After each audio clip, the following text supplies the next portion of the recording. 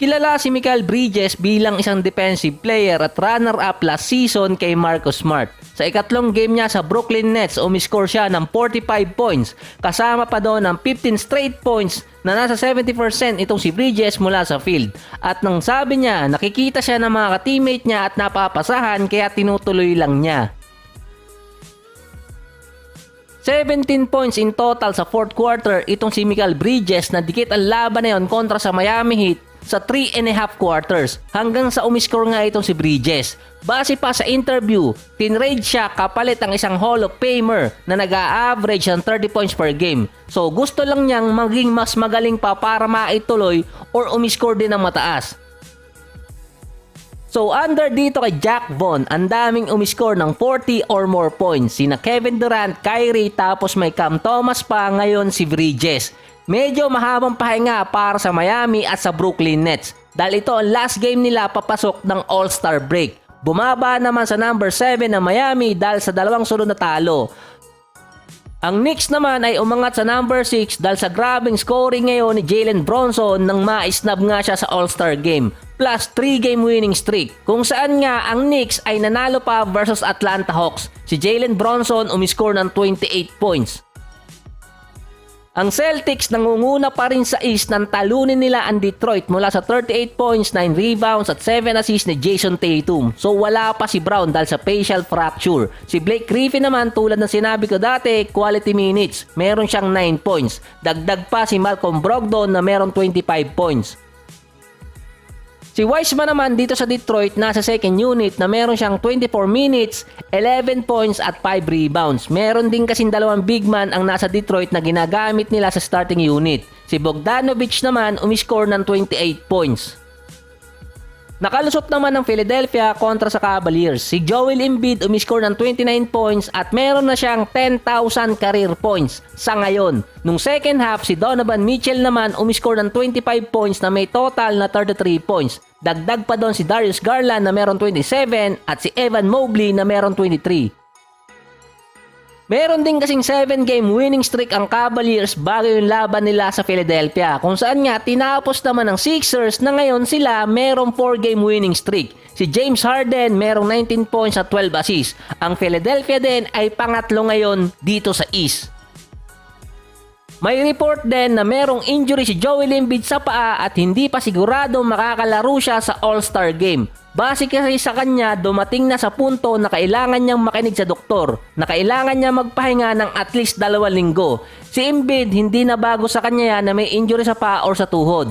Kahit meron kasi siyang injury, naglalaro pa rin. Kasi nasa kontrata niya yun. So makakapagpahinga naman sila dahil nga sa break. Ngayon naman, countdown na para nga papasok sa playoffs. Ang top 4 teams sa East ay meron agad 5 to 10 games advantage siya ngayon.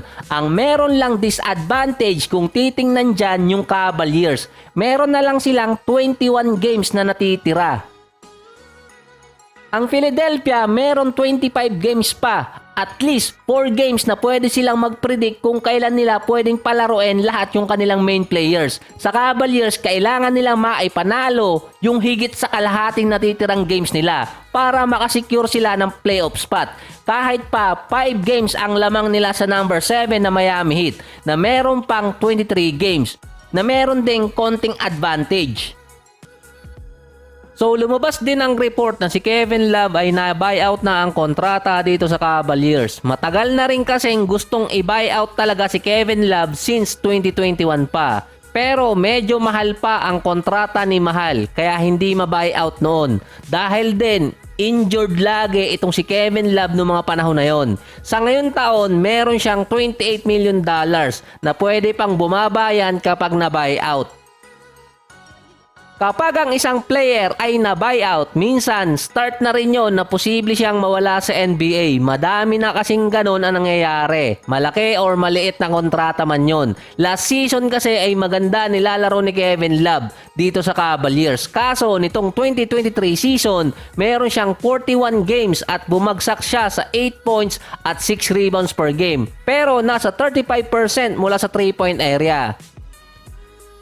Pagkalabas ng balita ng buyout kay Kevin Love, bigla ko na lang nakitang naka-jersey siya ng Lakers. So mamigay naman kayo sa iba. Base kasi kay Shams Aranya, mga Eastern Conference contender na team ang posibleng kumuha kay Kevin Love. Ang isa kasi din particular reason kaya nababuyout yung mga players na merong malalaking kontrata gaya ni Mahal Kevin Love ay para naman sa salary cap next year. Matagal na ring inactive si Kevin Love since January 26 pa. Base pa sa report, ang isa sa mga team na posibleng humabol kay Kevin Love ay Miami Heat. Nawala sa kanila si Dwayne Dedmon. So nasusulat po yan, Miami yung isang team na pwedeng kumuha kay Kevin Love. Base naman kay Monte Poole na parang pinagsamang Monte Ellis at Jordan Poole, sinabing potential ding mapunta sa Golden State si Kevin Love dahil sa style ng game nito na 3-point shooting at rebounding. Plus matagal na rin magkakilala si Klay at itong si Kevin Love. Dati silang teammates sa baseball nung mga bata pa sila.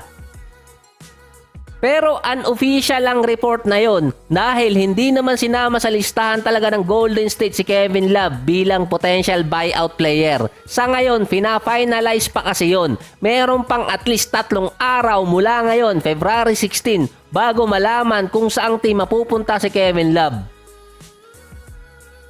So dito naman sa West, nabasa ko lang kanina na di umano ang Lakers ay kailangan ng at least 16 wins out of 24 games nilang natitira. Nanalo sila versus Pelicans, so 15 na lang para nga makapasok sila sa at least play-ins. Bumalik din ang dating game ni Anthony Davis. Meron siyang 28 points, 10 rebounds at 13 out of 17 mula sa field. Namimiss lang yata niya si LeBron na meron kaninang 21 points, 6 rebounds at 6 assists. Ayon din kay Coach Darvinham ay kailangan nilang maipanalo yung mga natitirang game. Pero hindi pa rin matapos ang problema dito sa Lakers dahil kalat nga sa mga sports website na hindi masaya si LeBron dito kay Anthony Davis dahil hindi nila maituloy yung partnership na nakuha pa nila yung championship noong 2020.